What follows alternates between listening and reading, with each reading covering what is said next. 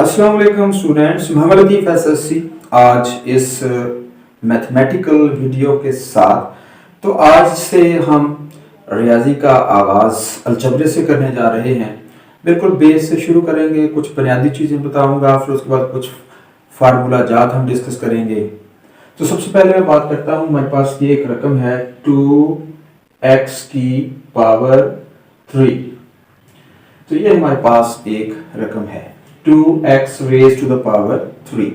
इसमें 2 जो है वो कोएफिशिएंट या अदिसर है, कोएफिशिएंट या अदिसर। और उसमें x को आप बेस कहते हैं, क्योंकि ये बेस का मतलब होता है बुनियाद, और बुनियाद हमेशा नीचे ही होती है। जिस तरह दीवार की बेस हम रखते हैं किसके नीचे, एक्सपोनेंट या पावर के नीचे। x के ऊपर 3 है तो 3 जो है वो इसकी एक्सपोनेंट या पावर है। तो x जो वेरिएबल है ये बेस है। तो अब हम अगली बात करते हैं। फर्ज करें हमारे पास ये एक x है और हमारे पास एक और x आ जाता है, तो जिसकी पावर हमें फिलहाल कोई नजर नहीं आती, उसकी पावर 1 होती है। इसकी पावर भी 1 है, इसकी पावर भी 1 है।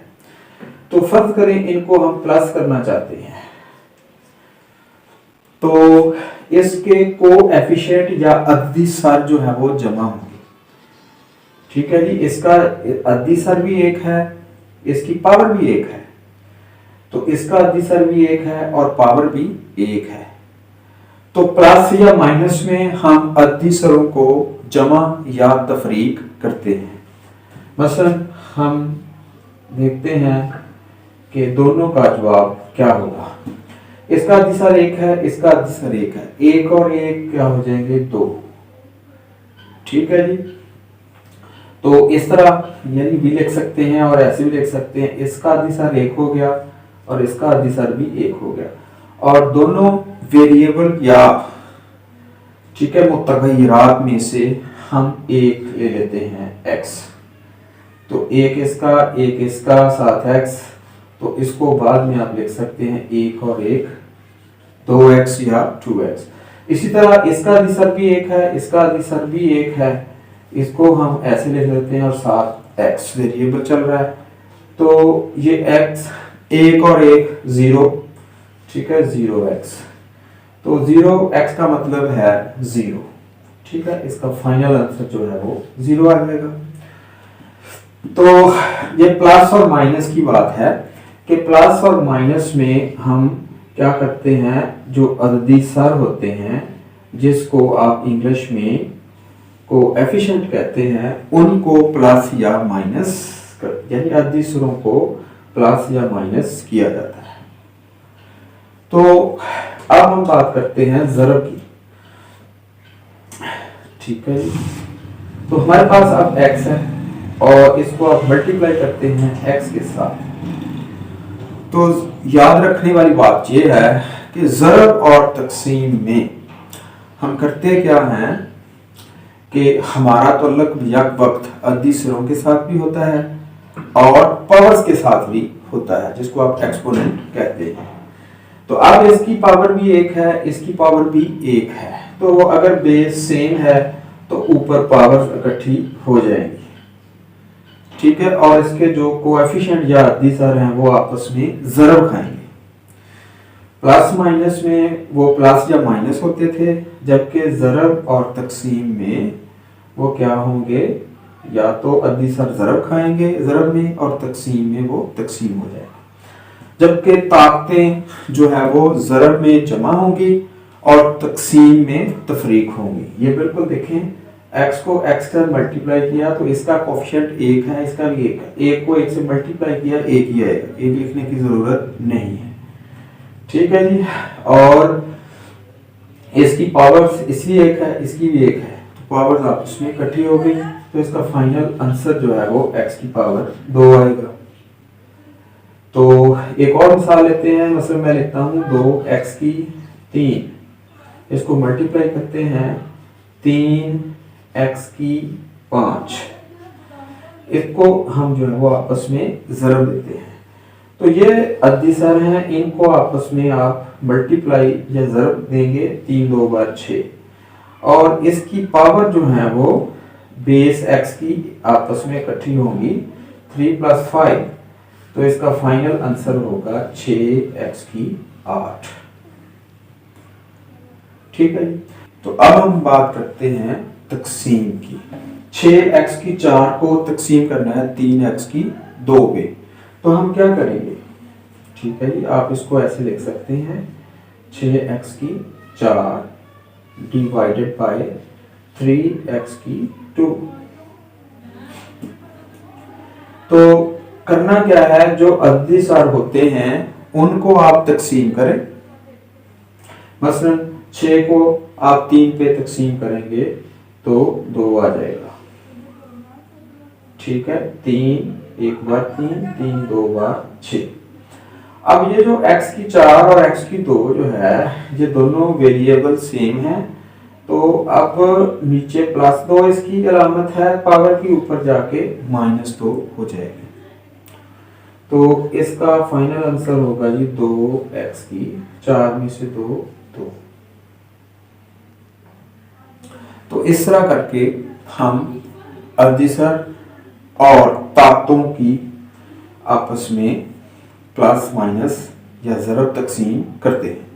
तो अब हम बात करते हैं कि हमारे पास अगर x को x से मल्टीप्लाई करें तो ये x की 2 आ जाएगा। इसी तरह अगर हम a + b एक पार्ट है, फिर a + b एक और पार्ट है, बिल्कुल सेम है, जिस तरह ये बिल्कुल सेम थे, तो फिर क्या होगा, दोनों में से एक बेस लिख लेंगे। ठीक है जी, ये देखो इनके ऊपर पावर इसकी भी एक है, इसकी भी एक है, तो a + 1, तो इसकी पावर जो है वो a + b की 2 बन गई सारे। दूसरे लफ्जों में आप कह सकते हैं कि a + b इसका स्केयर जो होता है वो a + b ज़रब a + b के बराबर होगा। तो हम इन दोनों को ज़रब देते हैं, इसको a को पहले a से ज़रब, फिर a को b से, तो ये आ जाएगा a की 2 plus a ज़रब b ab।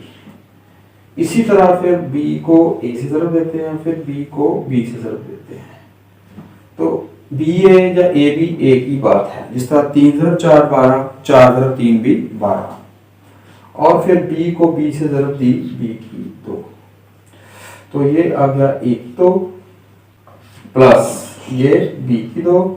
ab और ab दोनों सेम है, इन दोनों के कोएफिशिएंट या अदीसर 1 1 हैं, 1 और 1 कितना हो गया 2, तो ये 2ab है।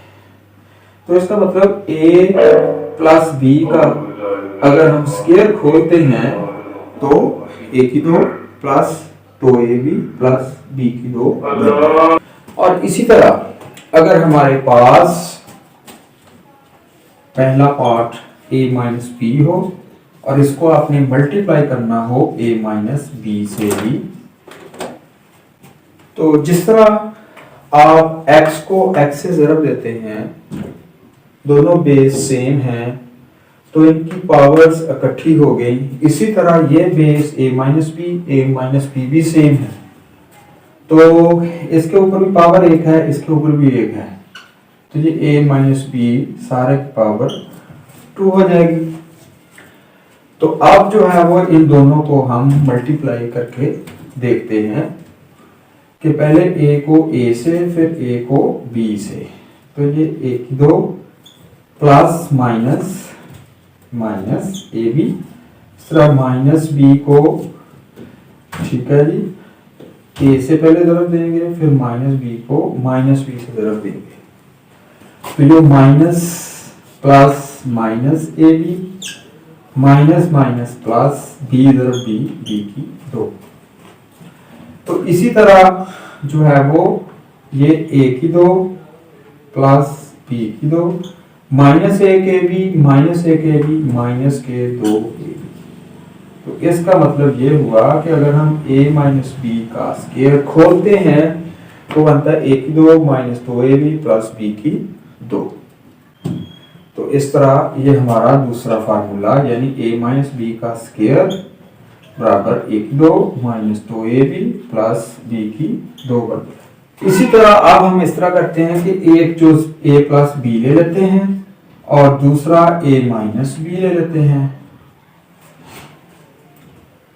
तो अब हम देखते हैं कि इसका बेस यानी कि a प्लस बी है, ये a प्लस बी इसकी पावर 1 है, ये a माइनस बी इसकी पावर 1 है। पावर तो बराबर है लेकिन बेस इसका a माइनस बी है, इसका a प्लस बी है। तो अगर इस तरह की सिचुएशन हो तो ज़रब देने से जवाब आता है a की 2 माइनस b की 2। कैसे, अभी हम इसको मल्टीप्लाई करके देखते हैं, a को a से फिर a को b से, a की 2 माइनस ab, फिर उसके बाद प्लस b को a से प्लस ab जब b है एक ही बात है, प्लस माइनस माइनस b की 2। तो ये बराबर वैसे लिखते जाएं। अब ये देखो a की 2 माइनस ab और प्लस ab आपस में कट जाएंगे क्योंकि इसका आंसर माइनस a का, इसका प्लस a का, दोनों सेम है। तो बच गया पीछे माइनस b की 2। तो ये a की 2 माइनस b की 2 हमारे पास आ चुका है। तो इसका मतलब हमने अगर a प्लस बी और a माइनस बी को आपस में मल्टीप्लाई करना है तो a की 2 माइनस b की 2 बने। तो इसमें जो जरूरी समझने वाली बात है वो ये है कि अगर हम माइनस प्लस और प्लस को, ये प्लस है और एक ये प्लस है, इन दोनों को हमने इकट्ठा करना है तो जवाब भी प्लस ही आना है। तो ये माइनस है और ये भी माइनस है, इनको अगर हमने इकट्ठा करना है तो जवाब भी माइनस ही आना है। ठीक है जी। तो इसकी मिसाल आप ये ले लें, प्लस 2 प्लस 2 तो जवाब प्लस 4 आएगा। यहाँ पे हम लिख लेते हैं माइनस 2 और यहाँ भी माइनस 2, इन दोनों को प्लस करते हैं, इकट्ठे करते हैं, जवाब माइनस 4 आएगा। तो अब हमने ज़रब और तकसीम की बात करनी है। तो अगर आप प्लस को ज़रब देंगे प्लस से तो जवाब प्लस आएगा। तो इसकी मिसाल हम ले लेते हैं, उसमें प्लस 2 को आप मल्टीप्लाई करें प्लस 2 के साथ तो जवाब प्लस 4 आएगा। इसी तरह अगर आप माइनस को मल्टीप्लाई करेंगे माइनस के साथ तो जवाब फिर भी प्लस आएगा। मसलन माइनस 2 को आप मल्टीप्लाई करेंगे माइनस 2 के साथ, माइनस और माइनस प्लस 2 2 बार 4। तो इसी तरह अगर आप प्लस 2 को प्लस 2 पे तकसीम करेंगे जवाब प्लस 1 आएगा। अगर आप माइनस 2 को माइनस 2 पे तकसीम करेंगे जवाब फिर भी प्लस 1 आएगा। 2 से 2 कट, 2 से 2। तो कानून क्या बना जी कि अगर आप प्लस को प्लस से ज़रब दें या माइनस को माइनस से ज़रब दें जवाब प्लस ही आएगा, लेकिन अगर आप प्लस को ज़रब दें माइनस से जवाब माइनस आएगा। तो इसकी सिंपल मिसाल ये है, प्लस 2 को आप मल्टीप्लाई कर दें माइनस 2 के साथ तो जवाब जो है वो माइनस का 4 आएगा। अगर आप माइनस को प्लस से ज़रब देते हैं तो फिर भी जवाब माइनस आएगा। बस माइनस 2 को आप मल्टीप्लाई करते हैं प्लस 2 के साथ तो जवाब माइनस 4 आएगा। तो यहाँ से हमें पता चला कि अगर एक जैसी अलामतें ज़रब खाएं तो जवाब प्लस ही आता है, और जहाँ से हमें पता चला कि अगर मुख्तलिफ अलामतें आपस में ज़रब खाएं तो जवाब मनफी आता है। तो डियर स्टूडेंट्स, आज की वीडियो कुछ इतनी सी। तो नेक्स्ट वीडियो में हम इंशाल्लाह और फार्मूला जात को डिस्कस करेंगे। तो तब तक आप जो है वो इसमें अपने कॉन्सेप्ट क्लियर करें। अपना बहुत सारा ख्याल रखें। अल्लाह हाफिज़।